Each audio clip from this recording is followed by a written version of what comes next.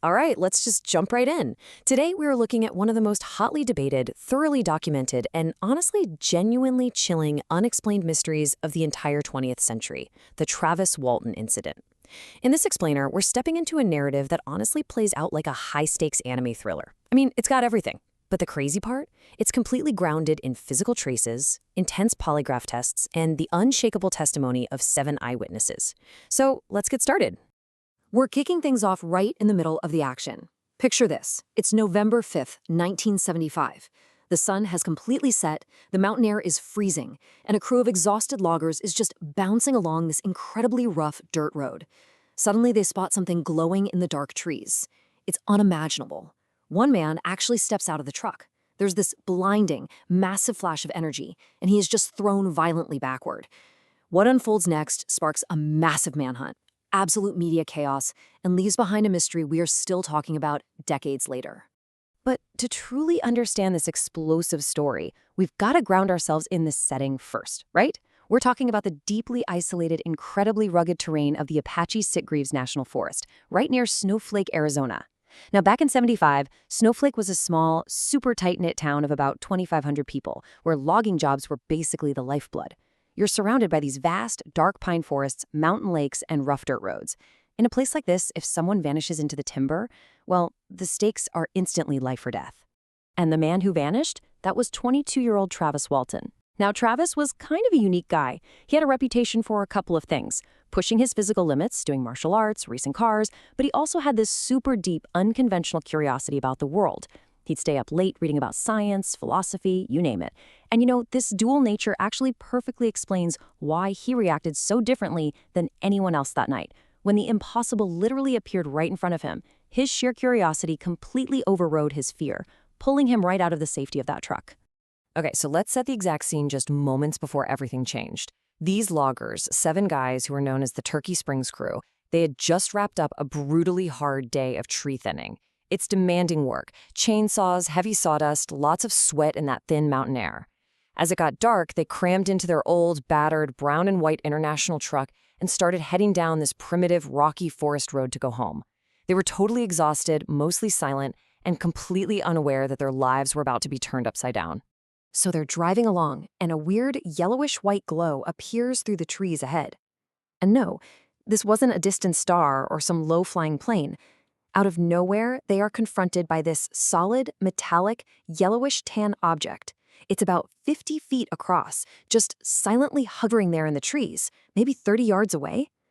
The crew in the truck, they are absolutely paralyzed with fear. But Travis, driven by this crazy, irresistible impulse we talked about, he opens the door, steps out, and just walks right toward it, crunching over the pine needles, totally mesmerized by the mechanical look of this thing. The rest of the crew is literally screaming at him to get back. The object starts to wobble a bit, and it emits this faint, eerie hum. And then, bam, a blinding flash of energy, almost like a localized bolt of lightning, blasts Travis backward through the air. The guys in the truck are completely overwhelmed by just primal terror. They yell to hit the gas, and they just flee in an absolute panic, bouncing wildly down the pitch-black road. But guilt kicks in pretty fast. They stop, they argue, and bravely, honestly very bravely, they turn that truck around to go save their friend. But when they creep back into that clearing, the craft is gone, and Travis completely vanished. By the very next morning, a massive, incredibly grim search operation is underway. You've got helicopters crisscrossing the rugged Mogollon Rim, the sheriff's office, the Navajo County Search and Rescue, the Forest Service, and, of course, Travis's completely terrified family members. They are all out there scouring the brush. They're walking shoulder to shoulder. Honestly, they fully expected to find a severely injured man or a dead body. But they found absolutely nothing, not a trace. So, as the hours turn into days with no sign of Travis, both law enforcement and the public are forced into a corner. They basically have to choose between 2 equally wild possibilities. Theory A, a group of hardened, pragmatic loggers actually witnessed a legitimate, impossible UFO abduction. Or Theory B, which was the police's immediate assumption, a horrific murder happened out there in the woods. Maybe a fight over pay or something that just got way out of hand, and this entire bizarre flying saucer story was just a really desperate, elaborate cover-up. Just look at how this timeline played out. For 5 agonizing days, the pressure was just unimaginable. The surviving crew was subjected to intense, relentless interrogations as national media totally descended on tiny Snowflake, Arizona. These men were living under this massive, heavy shadow of suspicion. Think about it. They're dealing with the shock of what they saw, the agonizing loss of their friend, and the very real, terrifying possibility that they might be going to prison for a murder they didn't commit. It was a complete psychological pressure cooker. But then, out of nowhere, the murder theory completely crumbles. Late in the evening on November 10th, 5 full days after that crazy flash in the woods, Travis reappears. He's found slumped by a bank of payphones at a gas station just outside Heber, Arizona. And he is in a bad way. He's severely disoriented, physically incredibly weak, and just terrified. He later recounted waking up on the cold pavement just in time to watch a glowing craft shoot straight up into the night sky before he collapsed.